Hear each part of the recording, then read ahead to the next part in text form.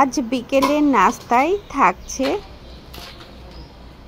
কাঞ্জালের chop আর থাকবে সিঙ্গারা, দুটোই আমার নিজের তৈরি। আসসালামু আলাইকুম ফ্রেন্ডস।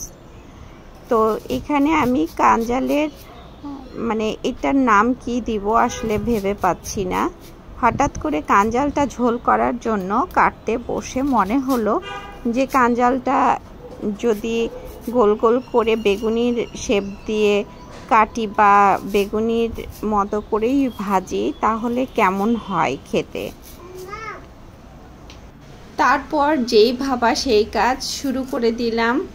কাঞ্জালটা কাটাকাটি, কাঞ্জালটা সুন্দর করে বেগুনির মতো করে গোল গোল করে কেটে নিচ্ছি। এত নরম ছিল কাঞ্জালটা যে কাটতেও অনেক মজা লাগছিল, কিন্তু আমি একটু সাবধানে কাটছিলাম যেন শেপটা যেন নষ্ট না হয়, সে পাতলা পাতলা করেই যেন করতে পারি। আর এইদিকে আমি এখানটায় সিঙ্গারার জন্য আলুটা ভেজে নিয়েছি, তারপরে রুটিটা বেলে নিচ্ছি। দুটো কাজ একসাথেই করছি। তারপরে আমি সিঙ্গারা শেপে কেটে নিয়েছি, 4 পিস করে নিয়ে প্রতিটা সিঙ্গারাতে আমি আলুর পুর দিয়ে নিয়েছি, নিয়ে এই তো ডুবন্ত তেলে ভেজে নিচ্ছি। এইটা আমার খুব পছন্দের একটা কড়াই।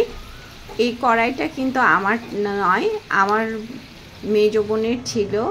আমার এত ভালো লেগেছে সেই কারণে তার কাছ থেকে কেড়ে ছিঁড়ে নিয়ে চলে এসেছি এই কড়াইটায়। এই কড়াইটায় আসলে কাজ করে এত মজা। এদিকে আমি সবগুলো বেসনটা আমি আগে থেকেই গুলে রেখেছিলাম, লবণ, হলুদের গুঁড়া, মরিচের গুঁড়া দিয়ে। আমার কাছে কালিজিরা ছিল না, সেই কারণে কালিজিরা দিতে পারিনি। তো একে একে আমি সবগুলোই কাঞ্জালের এই পাকোড়াটা ভেজে নিচ্ছি। আমি এটার নাম কাঞ্জালের পাকোড়াই দিলাম।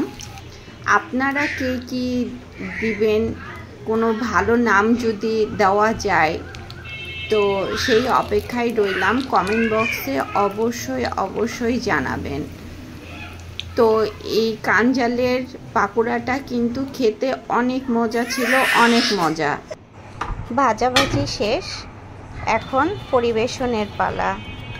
এখানে অনেকগুলো সিঙ্গারা ভেজে নিয়েছি আর অনেকগুলো কাঞ্জালের পাকোড়া। তো প্রতিটা খাবারই অনেক মজাদার হয়েছে। আর এখানে পাকোড়াটা ভেঙে দেখাচ্ছি, দেখেন কতটা সফট হয়েছে। ধন্যবাদ।